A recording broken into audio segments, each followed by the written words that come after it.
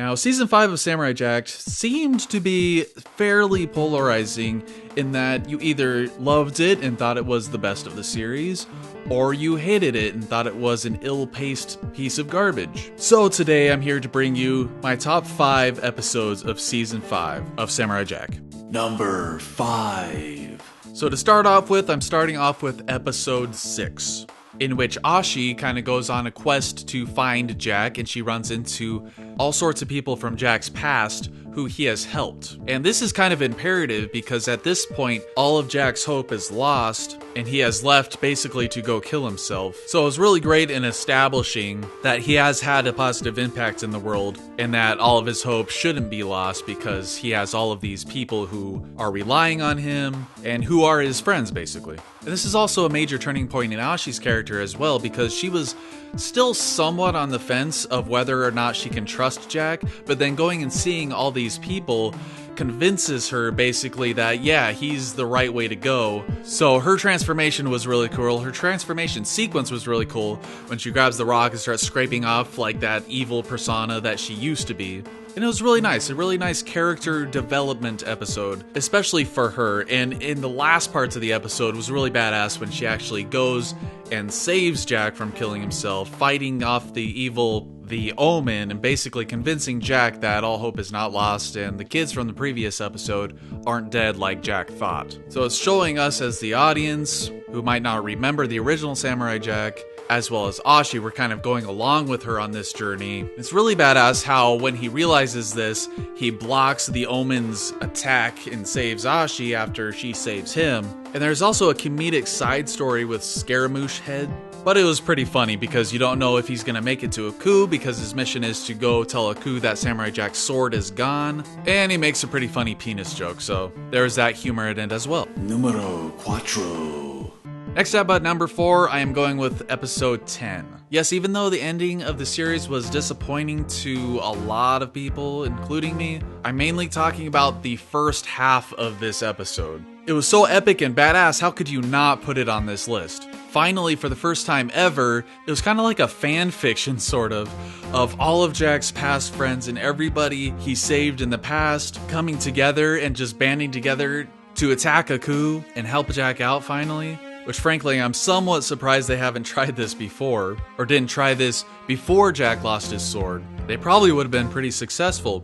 But it was really cool with everybody attacking him, the Scotsman going in his ghost form and doing his super powerful Celtic magic, and Aku retaliating with the sky spikes going through after the Samurai Zord attacking and punching Aku in the face. It's even piercing right through the Samurai Zord. So there was a lot of tug and pull with that fight between Aku and the army of Jack's friends, including the Spartans even. Man, it was so exciting. And then parallel to that, what was going on, there was Jack and Dark Ashi fighting. And finally, Jack is able to help her conquer that darkness and get over that and kind of take control of that power, which then brings in the super rushed conclusion of the series. And actually very satisfying when they finally get to the past, when Ashi takes them to the past. Jack immediately attacks Aku and kills him, and epically blows up his tower as they run away from it. That was really cool, but then the whole time travel stuff kind of gets in the way with Ashi disappearing and stuff like that. But it was still, I think, artfully done, even though it was super rushed. And the first half of the episode was some of the most badass stuff in the series. Number 3. Number 3, I'm going with episode 3. This was a very important episode for Jack's character after having 50 years of this spirit samurai Jack getting him down the whole time. He remembers the past of his father standing up for himself, so he decides, after his wounds have mostly healed at least, to stand up to the daughters of Aku. And in traditional Samurai Jack badassness, he hides himself in the snow and ambushes the daughters of Aku, who ambushed him before that. And this is a really brutal fight. He does not hold back at all. He pops out of the snow and stabs him to a tree, throws him off a cliff. It's one of the coolest fights in the entire series, I think.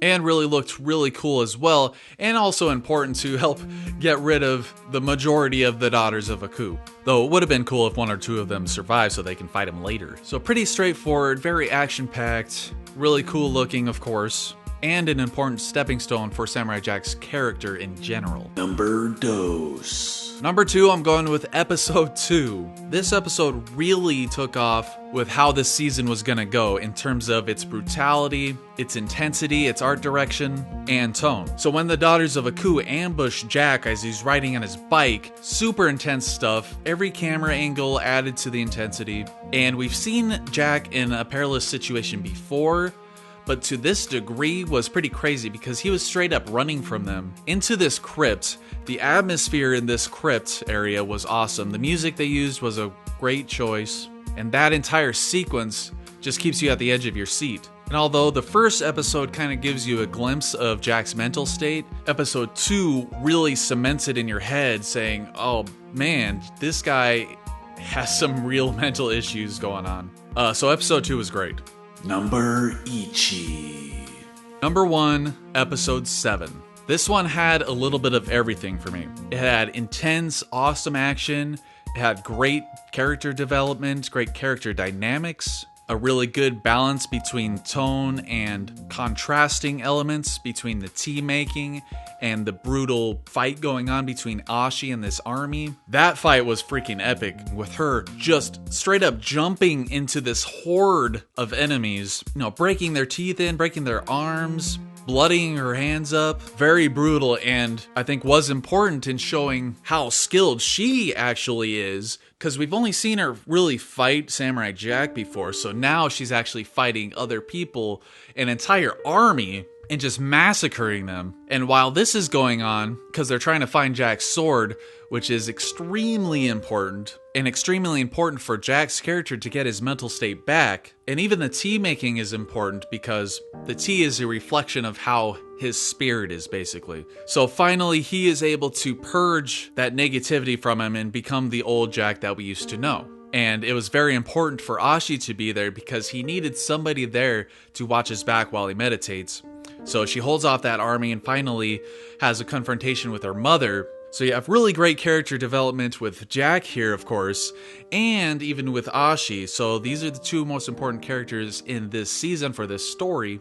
And I think it was important for their bond as well in showing that Ashi has completely decided which side she's on, going so far as to purging the rest of what's tying her to the past in her mother. And of course, as her mother is jumping to kill Jack, Ashi throws one of her mother's own arrows at her and kills her. So great stuff here. A really great mix of a little bit of everything, a tiny bit of comedy in there, really epic and amazing action, awesome character growth, and an epic conclusion when Jack finally gets his sword and they set off to find Aku.